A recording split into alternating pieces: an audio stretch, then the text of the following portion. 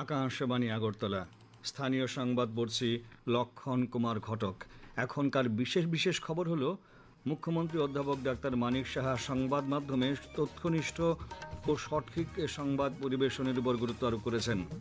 প্রধানমন্ত্রী নরেন্দ্র মোদী উন্নয়ন প্রকল্পের অগ্রগতি এবং অভিজ্ঞতা সংকলিত করার উপর জোর দিয়েছেন। কেন্দ্রীয় স্বরাষ্ট্রমন্ত্রী অমিত শাহ আগামীকাল হরিয়ানার ফরিদাবাদে উত্তরাঞ্চল আঞ্চলিক পর্ষদের ৩২তম সভায় সভাপতিত্ব করবেন। ত্রিপুরা ও রেলওয়ের মধ্যে রঞ্জি ট্রফির 4 দিনের খেলা আজ থেকে গুজরাটের ভালসাদে শুরু হয়েছে। আজ জাতীয় প্রেস দিবস। স্বাধীন ও দায়িত্বশীল সংবাদ মাধ্যমের ভূমিকা পালনের আহ্বানে প্রতি বছর দিবসটি পালিত হয়। 1966 সালে আজকের দিনে প্রেস কাউন্সিল অফ ইন্ডিয়ার প্রতিষ্ঠা হয়েছিল। মুখ্যমন্ত্রী অধ্যাপক ডাক্তার মানিক সাহা সংবাদ মাধ্যমে তথ্যনিষ্ঠ ও সঠিক সংবাদ পরিবেশনের উপর গুরুত্ব আরোপ করেছেন। আজ জাতীয় প্রেস দিবস উপলক্ষে আগরতলার সুকান্ত একাডেমিতে রাজ্য সরকারের তথ্য সংস্কৃতি দপ্তর এবং আগরতলা প্রেস ক্লাবের যৌথ উদ্যোগে আয়োজিত অনুষ্ঠানে মুখ্যমন্ত্রী একথা বলেন। মুখ্যমন্ত্রী বিভিন্ন সামাজিক মাধ্যমে অসত্য ও ব্যক্তিগত কুৎসামূলক সংবাদ পরিবেশনে উদ্বেগ প্রকাশ করেন। তিনি এই ধরনের অসত্য, ভুল ও অতিরঞ্জিত সংবাদ পরিবেশন থেকে বিরত থাকতে অনুরোধ জানান। মুখ্যমন্ত্রী বলেন, রাজ্য সরকার সংবাদ মাধ্যমের স্বাধীনতাকে গুরুত্ব দেয়। সরকার ঠিকভাবে চলছে কিনা, ঠিকভাবে কাজ করছে কিনা, সবচেয়ে বড় যে বিষয়, ডেমোক্রেসিকে মেনটেন করতে গেলে যে সবচেয়ে যে ইম্পর্টেন্ট যে রোল, জুডিশিয়ারি এবং মিডিয়া, তারা যদি সরকার ঠিকভাবে কাজ করছে কিনা তার উপর যদি এই যে ওয়াচ ডগের বিষয়টা, তাহলে মানুষের হয়ে আপনারা কিন্তু সেই কাজটা করছেন।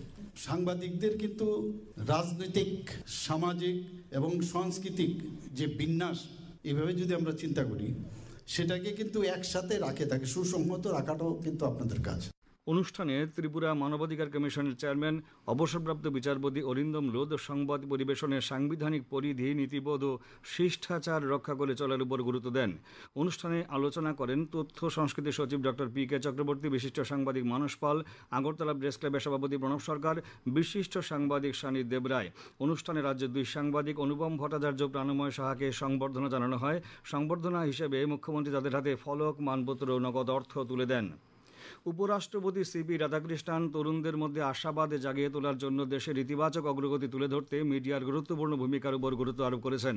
আজ নতুন দিল্লিতে মনোরমা নিউজ মেকার পুরস্কার 2024 অনুষ্ঠানে যোগ দিয়ে বলেন, যাঁদের জন্য কথা বলার কেউ নেই, সাংবাদিকতা তাঁদের কণ্ঠস্বর হিসেবে কাজ করে।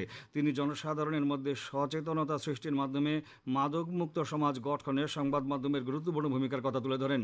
অনুষ্ঠানে উপরাষ্ট্রপতি কেন্দ্রীয় পর্যটন এবং পেট্রোলিয়াম ও প্রাকৃতিক গ্যাস প্রতিমন্ত্রী সুরেশ গোবিকে মনোরমা নিউজ মেকার পুরস্কার প্রদান করেন। তিনি চলচ্চিত্র এবং রাজনীতি উভয় ক্ষেত্রে সফল হওয়ার জন্য শ্রী গোবির প্রশংসা করেন। কেন্দ্রীয় তথ্য সম্প্রচার মন্ত্রী অশ্বিনী বৈষ্ণব এবং তথ্য সম্প্রচার প্রতিমন্ত্রী ডক্টর এল মুরুগান আজ নতুন দিল্লিতে জাতীয় প্রেস দিবস 2025 উদযাপন অনুষ্ঠানে অংশগ্রহণ করেন। অনুষ্ঠানে উপস্থিত ছিলেন প্রেস কাউন্সিল অফ ইন্ডিয়ার চেয়ারপারসন বিচারপতি রঞ্জনা প্রকাশ দেশাই। সাংবাদিকদের শ্রী বৈষ্ণব বলেন, আমাদের গণতন্ত্রে সংবাদ মাধ্যমের গুরুত্বপূর্ণ ভূমিকা রয়েছে। তিনি উল্লেখ করেন কিভাবে ভুল তথ্য প্রতিরোধ করা যায় এবং সংবাদপত্রের বিশ্বাসযোগ্যতা রক্ষা করা যায়। জাতীয় প্রেস দিবস উপলক্ষে সে বিষয়ে এক বক্তৃতা অনুষ্ঠিত হয়। এ উপলক্ষে তিনি সাংবাদিক ও গণমাধ্যমের কর্মীদের অভিনন্দন জানান। প্রধানমন্ত্রী নরেন্দ্র মোদী গুরুত্ব দিয়ে বলেছেন, যখন জাতির জন্য কাজ করার এবং নতুন কিছু করার অনুভূতি জাগে, তখন তা অনুপ্রেরণার উৎস হয়ে ওঠে। শ্রী মোদী গতকাল সুরাটে ভারতের প্রথম বুলেট ট্রেন প্রকল্প রূপায়ণকারী দলের সাথে আলাপকালে কথা বলেন। প্রধানমন্ত্রী গতি ও সময়সূচি লক্ষ্যমাত্রা মেনে সুরাটে প্রকল্পের অগ্রগতি সম্পর্কে খোঁজখবর নেন। শ্রী মোদী বলেন, প্রকল্পের অর্জিত অভিজ্ঞতাগুলো যদি ব্লু বুকের মতো রেকর্ড করা এবং সংকলিত করা হয়, তবে ভারত বুলেট ট্রেনের বৃহৎ আকারের বাস্তবায়নের দিকে এগিয়ে যেতে পারে। अब हम नहीं चाहेंगे हर लोग नया प्रयोग करें। यहाँ से जो सीखा हुआ है वो वहाँ रिप्लिका होना चाहिए, लेकिन वो रिप्लिका तब होगा कि क्यों ऐसा करना पड़े, इसका ज्ञान होगा तो, वरना क्या होगा कि वो ऐसे ही कर देंगे। अगर इस प्रकार का कोई रिकॉर्ड आप मेंटेन करते हैं, भविष्य में स्टूडेंट्स के लिए भी काम आ सकता है। তিনি জোর দিয়ে বলেন, দেশকে অবশ্যই বারবার পরীক্ষা নিরীক্ষা এড়াতে হবে এবং পরিবর্তে চালু মডেলগুলি থেকে শিক্ষা গ্রহণ করতে হবে। শ্রী মোদী পরামর্শ দিয়ে বলেন, এই ধরনের রেকর্ড থেকে ভবিষ্যতের ছাত্ররা উপকৃত হতে পারে এবং জাতি গঠনে অবদান রাখতে পারে। সফরকালে রেলমন্ত্রী অশ্বিনী বৈষ্ণব উপস্থিত ছিলেন। টাউন বর্দোয়ালি যুব মোর্চার উদ্যোগে আজ সুকান্ত একাডেমির প্রেক্ষাগৃহে অনুষ্ঠিত হল আত্মনির্ভর ভারত সংকল্প অভিযান শীর্ষক যুব সম্মেলন কর্মসূচি। প্রধানমন্ত্রী নরেন্দ্র মোদীর আত্মনির্ভর ভারত গঠন ও হর ঘর স্বদেশী দ্রব্যবাদী রাখার আহ্বানকে সামনে রেখেই এই দিনের যুব সম্মেলনের আয়োজন করা হয়। অনুষ্ঠানে বিজেপির সদর শহর জেলা সভাপতি অসীম ভট্টাচার্য অন্যান্যরা উপস্থিত ছিলেন। গোমতী জেলায় মশাবাহিত রোগ সংক্রমণ নিয়ন্ত্রণে বহুমুখী পদক্ষেপ ডেঙ্গু ম্যালেরিয়ার মতো পতঙ্গবাহিত রোগ মোকাবিলায় সাফল্য নিশ্চিত করা গেছে।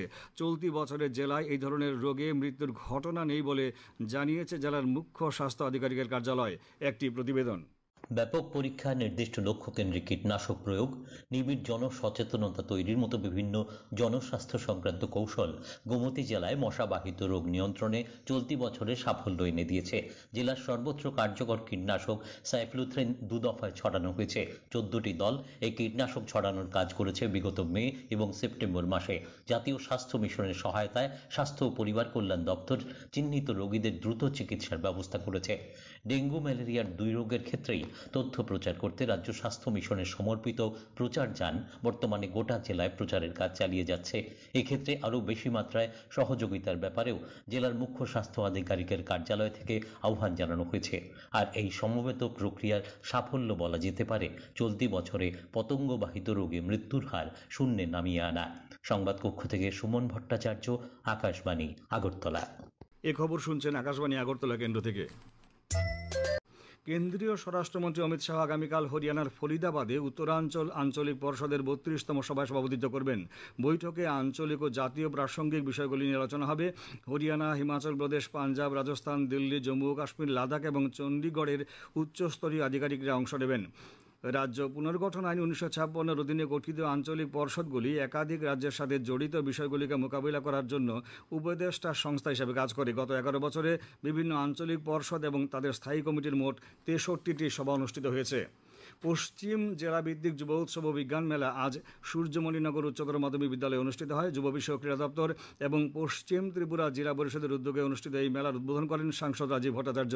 অনুষ্ঠানে উপস্থিত ছিলেন বিধানসভার উপাধ্যক্ষ রামপ্রসাদ ওয়াল, পশ্চিম ত্রিপুরা জেলা পরিষদের ভারপ্রাপ্ত সভাধিপতি বিশ্বজিৎ শীল প্রমুখ। আগামী 12ই জানুয়ারি দিল্লিতে জাতীয় যুব উৎসব ও বিজ্ঞান মেলা অনুষ্ঠিত হবে। এর আগে রাজ্যে জেলাভিত্তিক ও রাজ্যস্তরীয় যুব উৎসব ও বিজ্ঞান মেলার আয়োজন করা হচ্ছে। বনমালীপুর কেন্দ্রের বিধায়ক গোপালচন্দ্র রায়ের বিধায়ক এলাকা উন্নয়ন তহবিল থেকে উত্তর বনমালীপুরের ইয়ংস কর্নার ক্লাবকে একটি অ্যাম্বুলেন্স প্রদান করা হয়েছে। আজ অ্যাম্বুলেন্স প্রদানকালে উপস্থিত ছিলেন বিধায়ক গোপালচন্দ্র রায় সহ কর্পোরেটর ও ক্লাব কর্মকর্তারা। ব্যয় হয়েছে প্রায় 8 লক্ষ টাকা। দক্ষিণ জেলার শান্তিরবাজার থানায় আজ শিশুদের বর্ষি আঁকুর প্রতিযোগিতা অনুষ্ঠিত হয়। প্রতিযোগিতায় মোট 4টি বিভাগে 150 জনের বেশি অংশগ্রহণ করে। পুলিশ আধিকারিক রাজু দত্ত জানান, আগামী বুধবার শ্যামাপূজার সন্ধ্যায় প্রতিযোগিতায় বিজয়ীদের পুরস্কৃত করা হবে। শহীদ করতার সিং সারাভারের 111তম শহীদান দিবস উপলক্ষে আজ মেলার মাঠ ছাত্র ভবনের সামনে এক আলোচনা সভার আয়োজন করা হয়। আলোচনা করেন সিপিআইএম রাজ্য সম্পাদক জিতেন্দ্র চৌধুরী ও অন্যান্য নেতৃবৃন্দ। এদিকে আজ বিলোনিয়ায়ও শহীদ বিপ্লবী করতার সিং সারাভারের শহীদান দিবস পালিত হয়। বিধায়ক দীপঙ্কর সেন সহ অন্যান্যরা উপস্থিত ছিলেন। আগামীকাল আকাশ আংশিক মেঘাচ্ছন্ন থাকবে। সকালে হালকা থেকে মাঝারি কুয়াশা পড়ার সম্ভাবনা রয়েছে। আগামীকাল দিনে সর্বোচ্চ তাপমাত্রা 30 ডিগ্রি সেলসিয়াস এবং সর্বনিম্ন 17 ডিগ্রি সেলসিয়াসের কাছাকাছি থাকতে পারে। আজ দিনের সর্বোচ্চ তাপমাত্রা ছিল 30.1 ডিগ্রি সেলসিয়াস এবং সর্বনিম্ন 17 ডিগ্রি সেলসিয়াস। ত্রিপুরা ও রেলের মধ্যে রঞ্জি ট্রফির 4 দিনের খেলা আজ থেকে গুজরাটের ভালসাদে শুরু হয়েছে। সর্দার প্যাটেল স্টেডিয়ামে টসে জিতে রাজ্যদল প্রথমে ব্যাট করার সিদ্ধান্ত নেয় এবং প্রথম ইনিংসে সবকটি উইকেট হারিয়ে 136 রান তুলতে সক্ষম হয়। দলের পক্ষে বিজয় শঙ্কর 44 ও বাবুল দে 42 রান করেন। জবাবে রেলওয়ে প্রথম ইনিংসে লিড নিয়ে দিনের শেষে 2 উইকেটে 149 রান করে। ত্রিপুরা ও হরিয়ানার মধ্যে কোচবিহার ট্রফি অনূর্ধ্ব 19 বছরের ক্রিকেটের 4 দিনের খেলা আজ থেকে আগরতলা শুরু হয়েছে। এমবিবি স্টেডিয়ামে টসে জিতে রাজ্যদল প্রথমে ফিল্ডিং করার সিদ্ধান্ত নেয়। ব্যাট করতে নেমে সফরকারী হরিয়ানার প্রথমে ইনিংসে সবকটি উইকেট হারিয়ে 172 রান সংগ্রহ করে। জবাবে খেলতে নেমে রাজ্যদল প্রথম ইনিংসে দিনের শেষে 3 উইকেট হারিয়ে 59 রান করে। শেষ করার আগে বিশেষ বিশেষ খবরগুলো আরেকবার পড়ছি। মুখ্যমন্ত্রী অধ্যাপক ডাক্তার মানিক সাহা সংবাদ মাধ্যমে তথ্যনিষ্ঠ ও সঠিক সংবাদ পরিবেশনের উপর গুরুত্ব আরোপ করেছেন। প্রধানমন্ত্রী নরেন্দ্র মোদী উন্নয়ন প্রকল্পের অগ্রগতি এবং অভিজ্ঞতা সংকলিত করার উপর জোর দিয়েছেন। কেন্দ্রীয় স্বরাষ্ট্রমন্ত্রী অমিত শাহ আগামীকাল হরিয়ানার ফরিদাবাদে উত্তরাঞ্চল আঞ্চলিক পরিষদের 32তম সভায় সভাপতিত্ব করবেন। ত্রিপুরা ও রেলওয়ের মধ্যে রঞ্জি ট্রফির 4 দিনের খেলা আজ থেকে গুজরাটের ভালসাদে শুরু হয়েছে। স্থানীয় সংবাদ আজকের মতো এখানেই শেষ হলো। পরবর্তী বাংলা স্থানীয় সংবাদ প্রচারিত হবে আগামীকাল সকাল 7:35